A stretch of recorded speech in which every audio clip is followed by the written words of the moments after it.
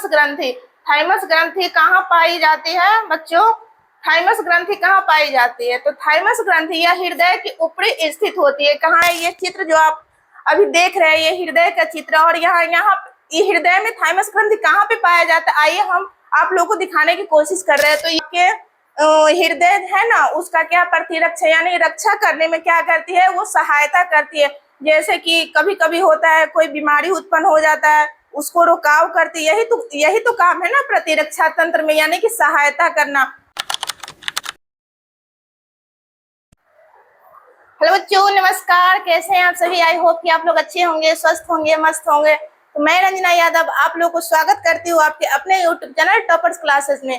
तो बच्चों, जैसे कि आप लोग को पता है कि हम क्या पढ़ रहे थे, हम लोग होम साइंस पढ़ रहे थे। होम साइंस का फर्स्ट चैप्टर यानी कि अंतःस्रावी ग्रंथि पढ़ रहे थे, जिसमें हम लोग पढ़ रहे थे ग्रंथि के प्रकार। ग्रंथि के कितने प्रकार है? ग्रंथि के टोटल 7 प्रकार है, जिसमें से हम लोग कुछ ग्रंथि के बारे में देख चुके थे, यानी कि 4 ग्रंथि के बारे में देख चुके थे, और उससे होने वाले कार्य देख चुके थे, और वहां से निकलने वाले प्रत्येक हार्मोन के बारे में पढ़ चुके थे। तो आइए हम चालू करते हैं थाइमस ग्रंथि यानी कि ग्रंथि नंबर 5 से। आइए हम थाइमस ग्रंथि के बारे में जानेंगे कि वो कहाँ पाया जाता है, उससे कौन सा हार्मोन स्रावित होता है, उसका कार्य क्या होता है। हम बारी बारी से इन सभी के बारे में जानने की प्रयास करेंगे।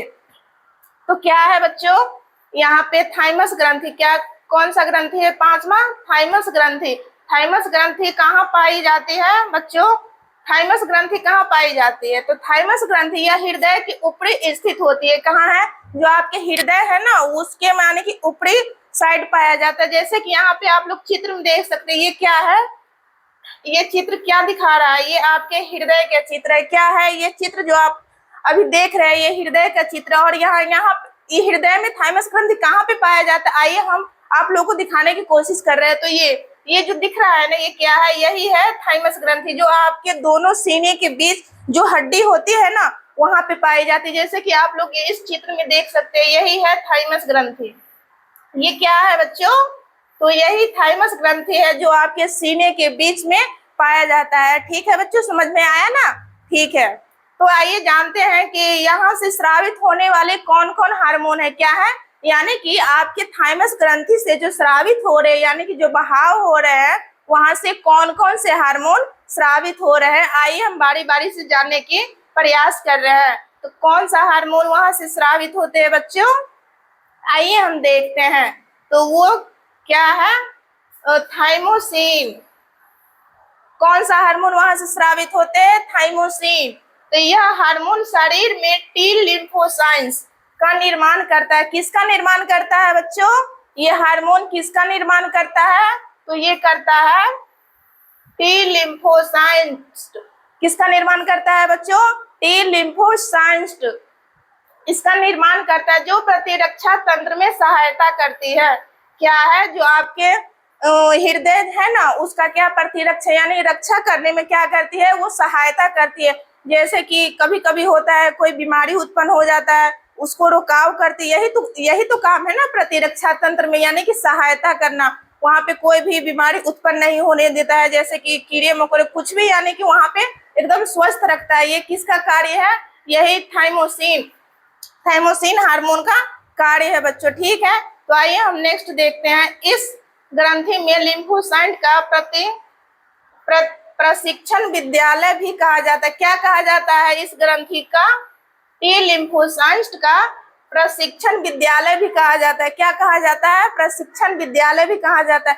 प्रशिक्षण विद्यालय यानी कि यहाँ पे आप लोगों को क्या कहा जाता है? प्रशिक्षण दिया जाता है, यानी कि कैसे इसका रुकाव करे, क्या इसमें फायदा है, क्या नुकसान है, ये सारे प्रशिक्षण के बारे में क्या यहाँ पे बताया जाता है। ठीक है बच्चों, इसीलिए इसको क्या कहा जाता है?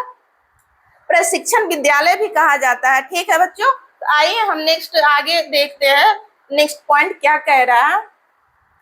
यह ग्रंथि जन्म के समय विकसित अवस्था। क्या है? यह ग्रंथि जन्म के समय विकसित अवस्था में होती है। क्या होती है? यानी कि जन्म के समय क्या होती है? विकसित अवस्था में होती है। यानी कि जब कोई भी बच्चा जन्म लेता है तो ये हार्मोन जो क्या होता है? विकसित अवस्था में होते हैं, यानी कि बहुत अधिक मात्रा में उसका क्या होता है? बढ़ाव होता है, यानी कि विकसित होता है। ठीक है बच्चों, विकसित अवस्था में होती है, फिर 8 से 10 वर्ष की आयु तक बड़ी होती रहती है। यानी कि क्या होता है ये, यानी कि जब 8 से 10 वर्ष की अवस्था आती है वहां तक क्या होती है, मतलब विकसित होती रहती है। इसके बाद क्या होता है ये हम देखते हैं, आयु तक विकसित होती रहे, किंतु इसके बाद धीरे धीरे छोटा होकर वृद्धावस्था में तंतु के रूप में रह जाती है। क्या होता है, 8-10 वर्ष की आयु के बाद धीरे धीरे वो क्या होता है बच्चों, वृद्धावस्था में तंतु के रूप में रह जाती है। वृद्धावस्था में क्या रह जाती है, तंतु के रूप में ये रह जाती है, यानी कि उसके बाद विकसित नहीं होती, यानी कि धीरे धीरे छोटा होते जा रहा है। ठीक है बच्चों, तो आइए हम नेक्स्ट पॉइंट देखते हैं कि नेक्स्ट क्या कह रहा है। इसी कारण वृद्धों का प्रतिरक्षा तंत्र क्या होता है, कमजोर होते जा रहा है। क्या होता है, इसी कारण वृद्धों का प्रतिरक्षा तंत्र कमजोर पड़ जाता है। जैसे कि हम आप लोग को बताया कि यानी कि वृद्ध अवस्था में यानी कि कम मात्रा में पाया जाता है। ठीक है बच्चों, इसी कारण वृद्धों का प्रतिरक्षा तंत्र, यानी कि जब बूढ़े बुजुर्ग होते हैं वृद्ध अवस्था यानी कि बूढ़े बुजुर्ग का अवस्था, तो क्या होता है प्रतिरक्षा तंत्र, यानी जो आपके शरीर में रक्षा करने वाले तंत्र है वो क्या होने लगता है, कमजोर पड़ने लगता है, जिससे बहुत सारी बीमारियां होती है यानी कि उत्पन्न होने लगती है। ठीक है बच्चों, तो आइए बच्चों हम देखते हैं 6 नंबर ग्रंथि। 6 नंबर ग्रंथि क्या कहते हैं, 6 नंबर ग्रंथि अधिविक ग्रंथि। क्या है, अधिविक ग्रंथि। आइए हम इसके बारे में जानने की प्रयास करेंगे कि ये क्या है, इसका कार्य क्या है, ये आपके शरीर में कहाँ पाया जाता है, इससे निकलने वाले हार्मोन क्या है। तो बच्चों छठा ग्रंथि है, क्या है, अधिविक ग्रंथि। छठा ग्रंथि क्या है, अधिविक ग्रंथि। यहाँ पे विक का मतलब होता है, क्या होता है, किडनी, जो आपके यहाँ पे दोनों साइड पाया जाता है। तो किडनी के कितने भाग होते हैं, 2 भाग होते हैं, एक दाहिने भाग होता है और एक बामे भाग होता है। तो यही है अधिविक ग्रंथि। अधिविक ग्रंथि का मतलब होता है यानी कि आपकी किडनी का आधा कटा हुआ भाग क्या कहलाता है, अधिविक ग्रंथि कहलाता है। तो यह ग्रंथि प्रत्येक किडनी के ऊपरी भाग में स्थित होती है। यह अधिविक ग्रंथि जो है कहाँ पाया जाता है, यह किडनी के किस भाग में पाया जाता है, तो किडनी की ये किडनी है ना उसके ऊपरी भाग में पाया जाता है। तो आइए हम चित्र से आप लोग को समझाने की कोशिश कर रहे हैं। ठीक है बच्चों, तो थोड़ा आप लोग यहाँ पे फोकस कीजिएगा। तो देख सकते हैं जैसे कि ये क्या है, ये जो है दिख रहा है आप लोगों को, ये क्या है बच्चों, यही किडनी है। ये क्या है, यही किडनी है बच्चों। और इसके ये देख सकते हैं यहाँ पे ऊपरी भाग में ये स्थित है, क्या स्थित है, यही अधिविक है। क्या है बच्चों, ये जो दिख रहा है आपको यही अधिविक है। ये अधिविक कहाँ से निकला, यही किडनी का ना ऊपरी भाग को काट कर निकला हुआ है, यही क्या कहलाता है, अधिविक कहलाता है।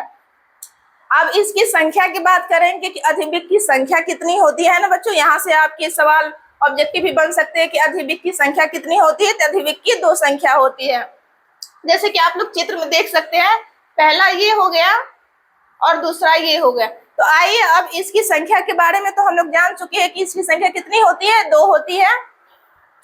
अब इसके हम आकार के बारे में बात करेंगे। क्या करेंगे, इसके आकार के बारे में बात करेंगे कि इसका आकार कैसा होता है, ये कहाँ पे पाया जाता है। ठीक है बच्चों, तो आइए हम इसके आकार के बारे में हम जानने की कोशिश कर रहे हैं कि इसकी आकार कैसी दिखती है हम लोग को। इसके आकार की बात अगर हम करें, क्या अधिविक के आकार के बारे में बात करें तो ये कैसी होती है, इसका त्रिभुजाकार होता है। कैसा होता है, त्रिभुजाकार तथा टोपी सादिश होती है। कैसा इसका आकार दिखता है बच्चों, त्रिभुजाकार। कैसा, त्रिभुजाकार। जैसे कि आप लोग त्रिभुज देखे हैं ना, मैथ में पढ़े होंगे, त्रिभुज कैसे ऐसे होता है, तो इसी प्रकार इसका आकार होता है, त्रिभुजाकार होता है। और तो बच्चे जैसे कि हम आप लोगों को आइए चित्र से इसे समझने की कोशिश कर रहे हैं कि असल में ये सही है या फिर हम झूठ बोल रहे हैं। आइए हम आप लोगों को क्या करते हैं, चित्र के माध्यम से एकदम स्पष्ट करते हैं। ठीक है बच्चों, तो यहाँ पे हम आप लोग को चित्र में दिखा दे रहे हैं कि यहाँ पे देख सकते हैं जैसे कि ये है ना, इस क्या है, एकदम त्रिभुजाकार। या फिर यहाँ पे देख सकते हैं क्या है, यहाँ पे त्रिभुजाकार है बच्चों। इसका आकार की बात करें तो त्रिभुजाकार है। त्रिभुजाकार है कि नहीं, अगर एक फिगर की हम बात करें जैसे कि बताया कि इसकी क्या होती है, दो संख्या होती है। तो पहली संख्या की अगर हम बात करें तो क्या होता है, त्रिभुजाकार होती है, और दूसरी संख्या की बात करें तो क्या होती है, टोपीनुमा होती है। टोपीनुमा समझते, एकदम ऐसे होता है, और त्रिभुजाकार ऐसे होता है। तो यही अगर एक संख्या की बात करें तो त्रिभुजाकार होती है, और दूसरी संख्या की बात करें तो टोपीनुमा होती है। जैसे कि यहाँ पे आप लोग को देख सकते हैं त्रिभुजाकार और टोपी, यानी कि एक के बारे में कह रहा है टोपीकार होता है, और एक के बारे में कह रहा है त्रिभुजाकार होता है। ओके बच्चों, समझ में आया ना? तो चलिए अब नेक्स्ट देखते हैं कि अगला पॉइंट इसका क्या कह रहा है। अधिविक ग्रंथि नष्ट होने पर व्यक्ति की तुरंत मृत्यु हो जाती, क्या है? ये तो बड़ी खतरनाक लाइन दे दिया। क्या होता है? अधिविक ग्रंथि के नष्ट होने से क्या होता है, यानी कि व्यक्ति का मृत्यु हो सकती है। चले जाइएगा भगवान के पास, ठीक है, इसीलिए इसको ज्यादा देखभाल कीजिएगा। तो बच्चों क्या होता है, व्यक्ति की तुरंत क्या होती है, यानी कि मृत्यु भी हो सकती है इसके कारण, क्योंकि मूत्र के साथ सोडियम अधिकतम उत्सर्जन होती है। क्या होती है, क्योंकि ये जब खराब होता है तो यानी कि मूत्र के साथ साथ सोडियम अधिक उत्सर्जन होते हैं, यानी कि मूत्र के साथ साथ सोडियम क्या होते हैं, अधिक, यानी कि उत्सर्जन है कि बहाव होती है। ठीक है बच्चों, इसीलिए बच्चे अधिविक ग्रंथि के हार्मोन को जीवन रक्षक हार्मोन कहते हैं। क्या कहते हैं? अधिविक ग्रंथि को क्या कहते हैं? जीवन रक्षक हार्मोन कहते हैं, यानी कि आपके जीवन में रक्षा करने वाले हार्मोन भी कहते हैं। इस ग्रंथि के कितने भाग होते हैं बच्चों? इस ग्रंथि की 2 भाग होते हैं। तो बच्चों ये वीडियो थोड़ा लंबा हो गया है, फिर हम देखेंगे इसके भाग को नेक्स्ट वीडियो में। फिर इस वीडियो के यहीं पे एंड करते हैं, फिर मिलते हैं आपसे। इसके भाग को लेकर कितने भाग होते हैं, इसका क्या कार्य होते हैं, हम नेक्स्ट वीडियो में बनाएंगे। ठीक है, तब तक के लिए tata bye bye, love you.